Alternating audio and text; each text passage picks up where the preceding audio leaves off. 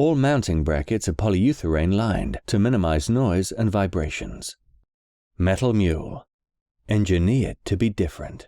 Proud sponsors of the bike reviews on Adventure Bike TV. For this month's bike review, we've been invited to KTM's press day for the 1290 and the 1090 Adventure R at Sweetlam. Plus, we get the UK's first look at the 790 Adventure.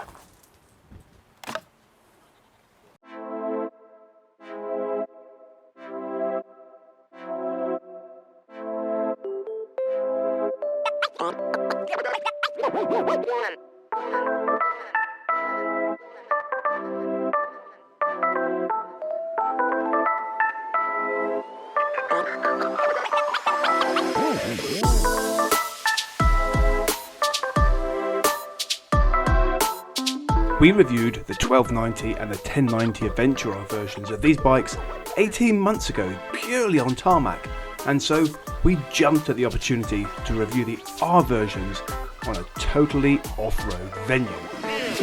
Let's go!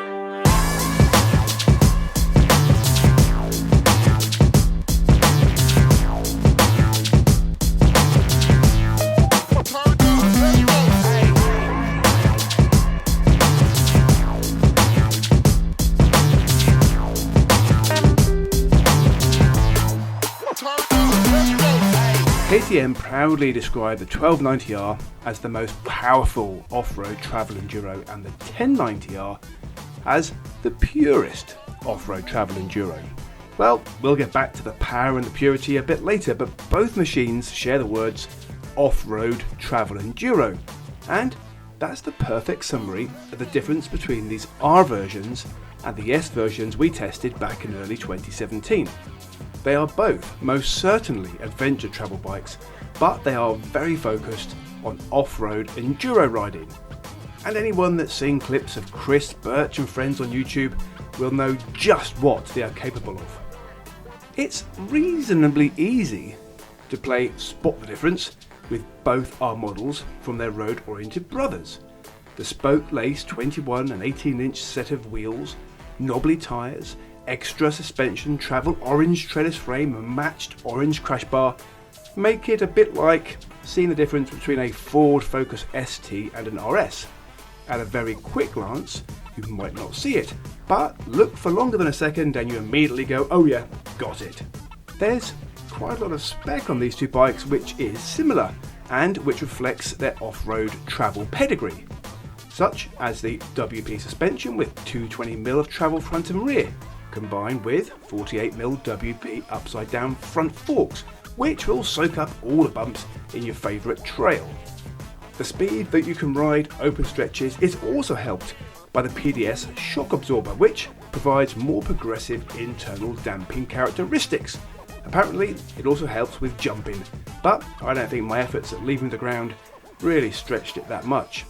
Both bikes also carry 23 litres of fuel and have the same steering head angle, wheelbase, ground clearance and seat height. KTM have also worked on making both bikes adjustable for different riders' style and size. The windshield, handlebar, foot pegs and levers are all easy to tailor to your specific needs. But of course, these are both also different machines. A monstrous 160 horsepower is available on the 1290 and a very handy 125 horsepower on the 1090. And despite many visual similarities, you will see some big differences on the cosmetics. The 1290, you get all the new LED light setup and the TFT display. The lack of TFT cockpit display really doesn't bother me on the 1090 though. In many ways, it plays to the description of being pure. But do not think for one moment that the 1090 is the poor cousin or a weedy smaller brother. In many ways, the 1090 is the logical balance between the outgoing 1190 Adventure R, the 1050, and the old and well-loved 990 Adventure. It has 30 more horses than the older 1050, 20 more than the legendary 990, same weight as the 990, and 7 kilos lighter than the 1190. There is much to like about the 1090R.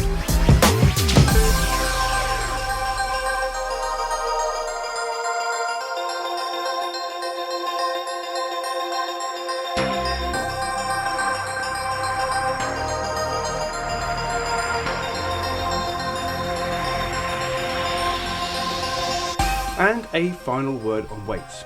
The 1290R tips the dry scales at 229 kilos versus 216 for the 1090. You will notice a difference as both bikes are swung off their side stands, but it's not huge. Both bikes also, very importantly, sweep the board in terms of weight against their closest rivals.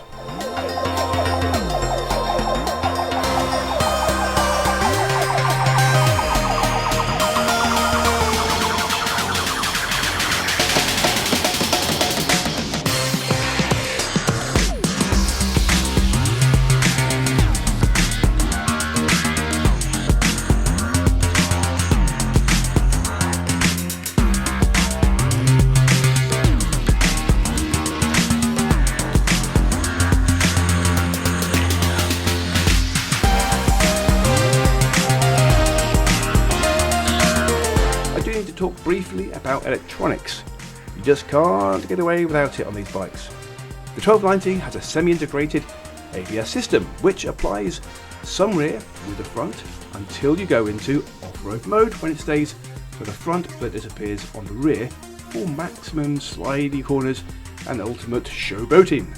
The lean angle sensors work for both the traction control and the ABS. The traction control itself varies with the riding mode. Confused yet? It's just the way of all these big adventure bikes nowadays. The 1090 electronics package is a little simpler than the 1290.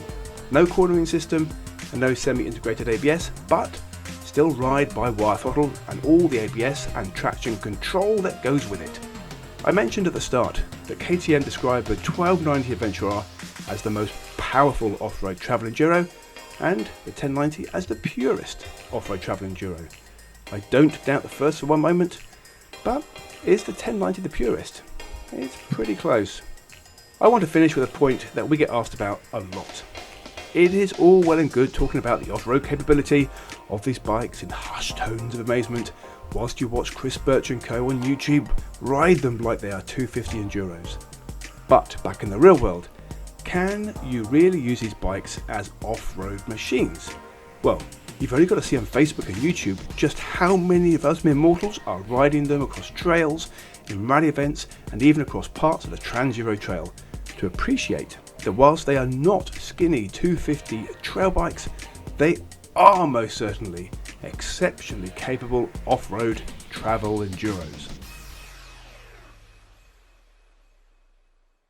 So we've been riding the 1290 and the 1090 Adventure Rs all day on nothing but gravel, a little bit of grass and a little bit of wet.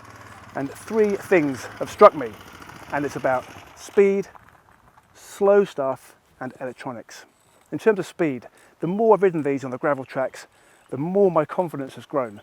And particularly on the really loose and slightly rutted stuff, I was a bit tentative to start with, but every minute your confidence grows. And I'm sure it'll be the same for anybody riding these bikes.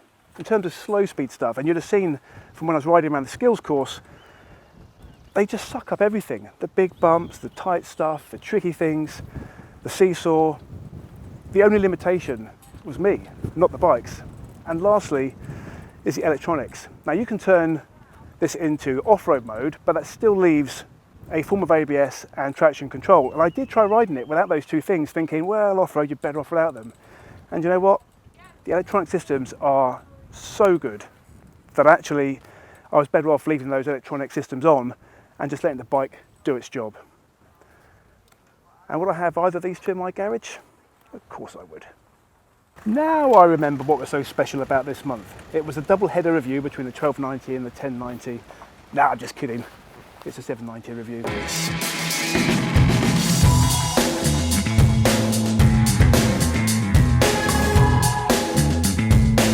It's a very special day for me, for the adventure motorcycling world, because it's this weekend that the 790 Adventure has been seen in the UK for the first time. This is a prototype bike, so it's not exactly the same as the bike that's going to be seen for sale very late this year or early part of next year. It's got some parts that we know are going to be different. So it's got a rally setup on top, but we are reliably ensured it's going to have a TFT display. This bike has been designed from the ground up as an off-road machine for adventure riders.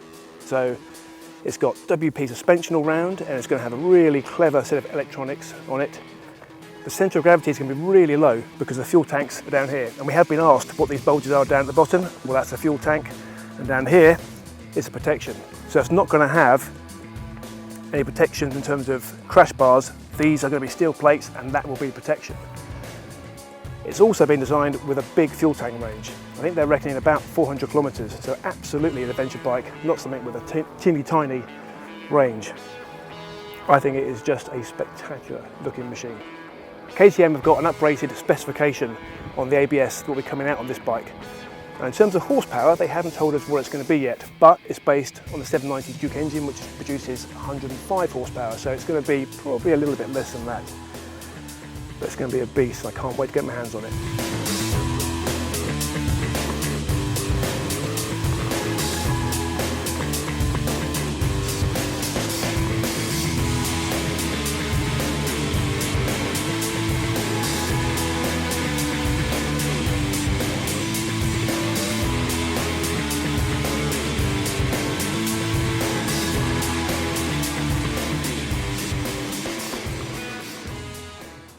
Tie-down loops to allow extra luggage space are set at a height to ensure the lock is protected from damage. Metal Mule, engineered to be different. Proud sponsors of the bike reviews on Adventure Bike TV.